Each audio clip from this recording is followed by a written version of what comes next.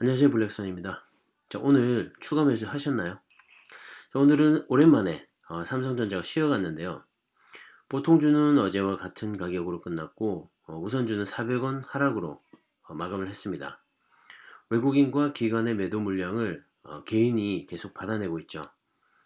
최근 개인들을 보면 참 대단하다는 그런 생각이 듭니다. 자, 아무튼 오늘은 반도체 초호황에 대해서 한번 말해볼까 합니다. 얼마 전이었죠. 지난 10일 오후에 대만 북동부 해역에서 진도 6.7의 강진이 발생했었습니다. 다행히 큰 피해는 없었는데요.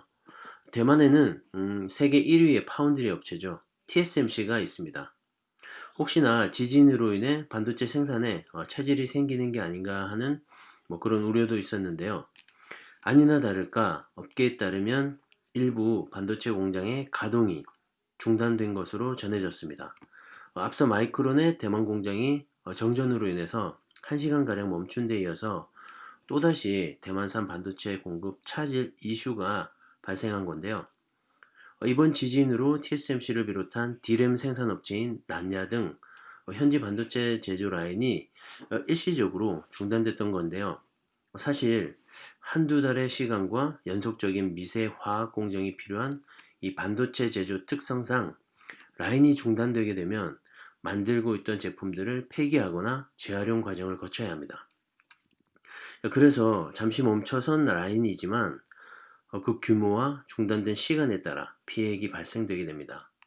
사실 이 피해액도 피해액이지만 최근 메모리 반도체와 이 비메모리 반도체의 수요 증가로 인해 공급이 상당히 부족해지고 있는 상황인데요. 이번 대만에서의 지진과 정전으로 인해서 전체 D램 등의 공급에 차질이 생기면서 가격 상승으로 이어질 것 같습니다. 자, 특히나 이번 피해 모두 대만에서 발생했기 때문에 수요 업체들 입장에서는 또다시 있을지도 모를 이런 만약의 사태에 대비하게 되는데요. 그로 인해 재고 확보를 더 늘려갈 것으로 보입니다. 안 그래도 공급이 딸리는 상황에서 수요가 더 늘어나게 되면 가격은 당연히 상승할 수밖에 없겠죠. 그래서인지 최근 D램의 고정 거래 가격이 하락세를 멈추고 반등하는 모습인데요. 월초 대비 7.7%가량 상승을 했습니다. 삼성전자와 SK 하이닉스 등 주요 메모리 업체들의 재고 물량 역시 이미 정상 수준보다 낮은 2주 안팎인 것으로 알려졌는데요. 그 말은 2주면 재고를 다 소진한다는 말이죠. 그만큼 지금 현재 공급이 상당히 타이트해졌다는 말입니다. 특히나 최근 화웨이 제재로 인해 중국의 오포, 비보, 샤오미 등에서도 수요가 계속 늘어나고 있는데요. 이번 정전과 지진으로 인해서 수요 업체들이 서둘러서 사재기를 할 가능성도 있습니다. 자, 여러 가지 상황이 이 반도체 슈퍼 사이클을 앞당기고 있는 것 같은데요. 사실 이 반도체 슈퍼 사이클은 이미 시작됐다고 해도 과언이 아닐 겁니다. 메모리 반도체의 가격은 이미 반등을 하고 있고 서버 업체들의 교환 주기도 역시 다가오고 있죠. 그리고 화웨이 제재로 인한 반사 이익, 그리고 4차 산업혁명의 시작, 게다가 최근 대만발 이슈까지, 특히나 대만 이슈로 인해 TSMC에서 공급을 받던 여러 수요처들이 구매 라인을 다양하게 가져가게 될지도 모릅니다. 리스크를 줄이는 거죠. 어차피 삼성전자라는 대안이 있으니까요. 자, 반도체 안 갈래야 안 갈 수가 없겠죠. 삼성은 이제 시작입니다. 자, 삼성의 일은 호주와 맞물려서 시티그룹에서 내년 한국 증시의 주당 순이익이 43%나 성장할 것이라는 기사를 내놨습니다. 최근 시티그룹을 비롯해서 골드만삭스, 미국 최대의 자산운용사죠. 블랙록, 그리고 노무라 증권까지 내년 아시아 주식의 호황과 수익률 상승을 모두 예상을 하고 있는데요. 특히나 이번 시티그룹의 한국 증시 주당 순이익, EPS라고 하죠. 이 EPS가 43%나 성장할 것이라고 예상을 했습니다. 사실 최근 미국과 아시아, 그 중에서 특히 중국과 한국, 대만의 증시가 상당히 많이 상승을 했죠. 기술주 중심으로 상승을 주도했었는데요. 최근 코로나로 인한 비대면과 데이터 사용 증가 등으로 4차 산업혁명을 가속화시키는 현상들이 계속 많이 일어나고 있었습니다. 그래서 전체적으로 기술주들이 주도를 했었는데요. 내년에도 역시 이런 흐름은 계속 이어질 것으로 예상이 됩니다. 최근 한국의 1등 주식 삼성전자를 보면 충분히 이해가 가는 부분이죠.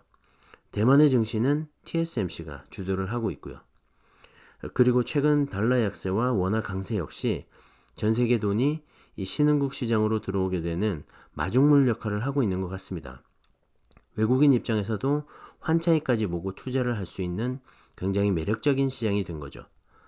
자, 그나저나 시티그룹에서 발표한 아시아에서 한국의 순이익 성장률이 가장 강력할 것이라는 전망과 한국 주식시장 전체의 EPS가 무려 43%나 성장할 것이라는 예상은 좀 놀랍고 기대도 되는 부분입니다. 자, 그럼 단순히 이 EPS 43% 성장을 삼성전자 주식에 대입을 해보면 어떨까요? 삼성전자의 2020년 예상 EPS를 보시면 약 4,055원입니다. 그러니까 올해는 주당 4,055원의 순이익이 발생했다는 거죠. 자, 여기에서 시티그룹이 예상한 43%를 대비해보면 내년도 삼성전자의 예상 EPS, 즉 한 주당 순이익은 대략 5,800원 정도가 됩니다. 지난 반도체 호황기였던 2018년도 EPS를 보시면 6,024원이었는데요. 얼추 비슷한 정도의 수치가 나오네요. 자, 그렇게 되면 주가는 어떻게 될까요? 네, 당연히 상승을 하겠죠. 게다가 주식은 기대치가 반영이 되기도 하는데요. 삼성이 현재 펼치고 있는 정말 다양한 포트폴리오는 사실 그 기대감을 반영하기에 충분하죠. 저는 좀 더 써야 할 것 같다는 생각이 듭니다.